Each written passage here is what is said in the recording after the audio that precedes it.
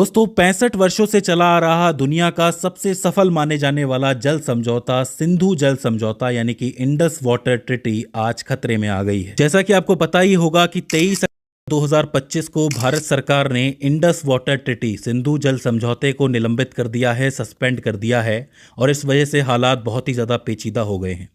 तो आज की इस वीडियो में हम समझने जा रहे हैं कि इंडस वाटर ट्रीटी क्या है और भारत ने इसको सस्पेंड क्यों किया है। दोस्तों, भारत और पाकिस्तान के बंटवारे के बाद पाकिस्तान के सामने उसकी सबसे मूलभूत प्रॉब्लम जो थी वो थी पानी की समस्या या फिर पानी की प्रॉब्लम। क्योंकि पानी के लिए पाकिस्तान का सबसे बड़ा सोर्स रहा है सिंधु नदी, जो कि तिब्बत में मानसरोवर झील के पास से पैदा होती है और वहां से होती हुई भारत जाती है और भारत से पाकिस्तान, और पाकिस्तान से वो अरब सागर में जाके गिर जाती है। इसका अर्थ यह है कि सिंधु नदी और उसमें मिलने वाली सहायक नदियां पाकिस्तान के लिए एक बहुत ज़रूरी रिवर सिस्टम का काम करती हैं। मैं आपको बता दूं कि सिंधु रिवर सिस्टम में लगभग 6 नदियां हैं, जिसमें रावी, ब्यास, सतलुज, सिंधु, झेलम और चिनाब नदी शामिल है। और इस रास्ते को देखते हुए आप समझ सकते हैं कि ज़्यादातर पानी जो है सिंधु नदी और उसकी सहायक नदियों से बहकर ही पाकिस्तान पहुंचता है। ऐसे में जब बंटवारा हुआ तो पाकिस्तान और इंडिया के अंदर बहुत से झगड़े होने लगे कि ये जो पानी है किस तरह बांटा जाए, कितना किसको मिलेगा, कैसे मिलेगा, ये सारी चीज़ें होने लगी। लगभग 9 साल तक ये झगड़े चले और फाइनली 9 साल के बाद वर्ल्ड बैंक यानी विश्व बैंक बीच में आया और उसने 1960 में भारत और पाकिस्तान के बीच एक समझौता कराया, जिसको हम सिंधु जल समझौता या इंडस वाटर ट्रीटी के नाम से जानते हैं। इस समझौते पर तत्कालीन प्रधानमंत्री जवाहरलाल नेहरू और पाकिस्तानी राष्ट्रपति अयूब खान ने कराची में 1960 में सिग्नेचर किए और फाइनली 1960 को ये जो फैसला है, ये जो समझौता है, ये प्रभावी हुआ यानी हरकत में आया। इसमें ध्यान देने वाली बात यह है कि इस समझौते के बाद भारत और पाकिस्तान में 1965 में एक जंग हुई, 1971 में जंग हुई, 1999 में जंग हुई और साथ ही कई बार तनावपूर्ण स्थितियां बनी। उसके बावजूद भी ये ट्रीटी या समझौता सरवाइव कर गया और 65 सालों तक चलता रहा। तो अब समझ लेते हैं कि ये समझौता है क्या। इस समझौते में 6 नदियों को 2 भागों में भारत और पाकिस्तान में बांटा गया। एक भाग था पूर्वी नदियों का यानी कि ईस्टर्न रिवर्स, जिसमें रावी, ब्यास और सतलज आती हैं और इन तीनों पर भारत का अधिकार कर दिया गया। यानी कि इन तीनों नदियों का इस्तेमाल भारत अपने हिसाब से कर सकता है, सिंचाई कर सकता है, बिजली पैदा कर सकता है और साथ ही मछली पालन भी कर सकता है और जो भी काम में इस्तेमाल लेना चाहे वो कर सकता है।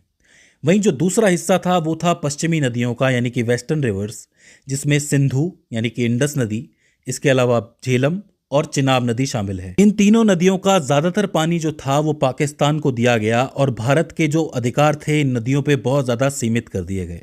यानी भारत को सिर्फ कुछ एक चीजें करने की इजाजत थी, जैसे कि भारत इससे थोड़ी बहुत सिंचाई कर सकता था, जल विद्युत पैदा कर सकता था या फिर नौवहन कर सकता था, मतलब नौकायन कर सकता था इसके अंदर, लेकिन वो भी लिमिट के अंदर।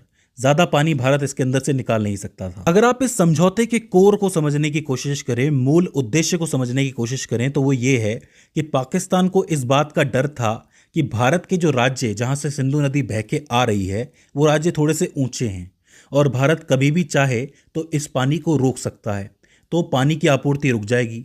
लगभग 61% आबादी जो है पाकिस्तान की वो इस पानी पर डिपेंड करती है, तो ऐसे में पानी की किल्लत हो जाएगी।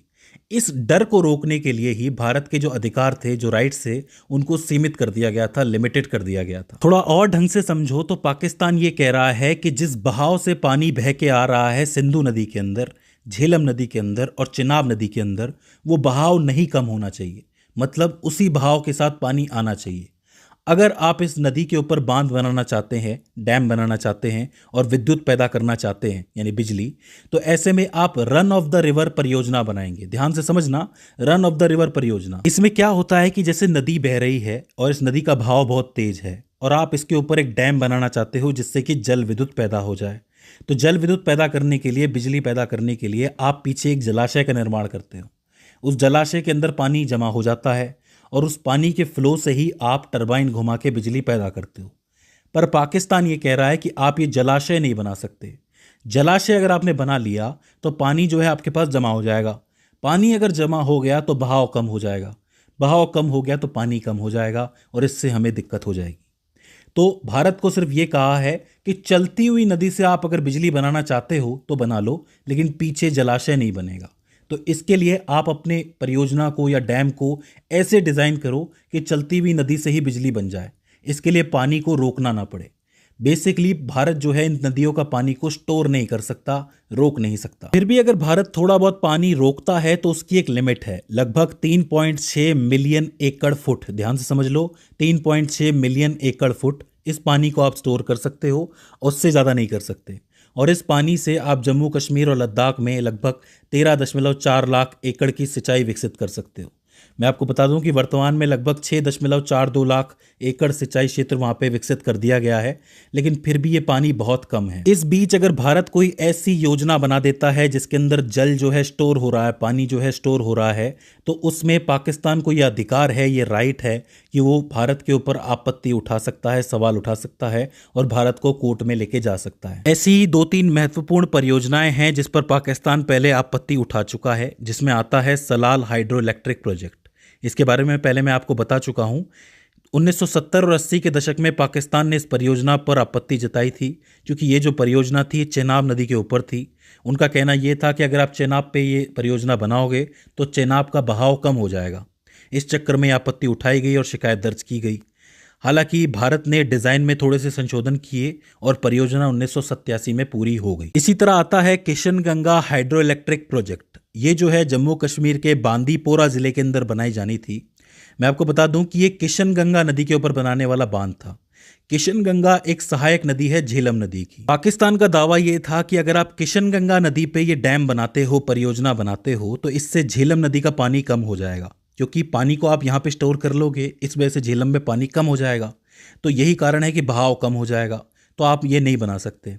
हालांकि 2013 में अंतर्राष्ट्रीय मध्यस्थता न्यायालय ने भारत को इस परियोजना को जारी रखने की अनुमति दे दी, लेकिन इसके लिए कुछ एक लिमिट्स भी सेट कर दी कि ज़्यादा आप पानी इसके अंदर स्टोर नहीं कर सकते। और फाइनली 2007 में ये शुरू हुआ और 2018 में पूरा हो गया। इसके अलावा एक है रतले हाइड्रो इलेक्ट्रिक प्रोजेक्ट, जो कि जम्मू कश्मीर के किश्तवाड़ जिले में बनना था, चेनाब नदी के ऊपर। इस पे भी पाकिस्तान ने दावा किया कि अगर आप चेनाब पे बांध बनाते हो तो इससे पानी जो है वो थोड़ा कम हो जाएगा, चेनाब का मतलब उसका प्रवाह कम हो जाएगा, बहाव कम हो जाएगा, और हमारी कृषि और जो जल विद्युत हम बना रहे हैं, पानी की बिजली बना रहे हैं, उसमें दिक्कत आ जाएगी। वर्तमान स्थिति ये है कि ये अभी तक निर्माणाधीन है, यानी कि अभी तक ये बन रहा है। 2022 में इसकी शुरुआत हुई थी, 2026 में इसको पूरा होना था, लेकिन अभी भी इसके ऊपर सुनवाई चल रही है। तो समझौता आपको ठीक से समझ में आ गया होगा कि जो पाकिस्तान है वो ये कह रहा है कि पानी का बहाव कम नहीं होना चाहिए, क्योंकि पाकिस्तान में पानी का और कोई बड़ा स्रोत नहीं है। मैं आपको बता दूं कि जब ये ट्रीटी बनाई गई, जब ये समझौता किया गया, तो उस दौरान पीआईसी का गठन किया गया, परमानेंट इंडस कमीशन, जिसको आप सिंधु आयोग के नाम से भी जानते हो। ये क्या है? इसमें भारत और पाकिस्तान के इंजीनियरों और अधिकारियों की एक टीम होती है जो साल में एक बार ज़रूर मिलती है। इनका काम ये है कि नदी का जो वर्तमान डेटा है, यानी कि पानी का स्तर कितना है, इस पे बनने वाले प्रोजेक्ट्स कौन से हैं, ये सारा डाटा एक दूसरे के साथ शेयर करना होता है, स्पेशली भारत को करना होता है। और फाइनली झगड़े जब होते हैं तो झगड़ों को शुरुआत में सुलझाने का काम पीआईसी का है। ये बात ज़्यादा बड़ी ना हो और आपस में ही सॉल्यूशन निकल जाए, तो इसके लिए पीआईसी काम करती है।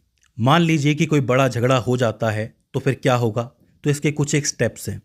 सबसे पहले तो दोनों देशों की सरकार आपस में मिलकर बातचीत कर सकती है, जो फॉरेन मिनिस्टर होते हैं वो आपस में बात कर सकते हैं।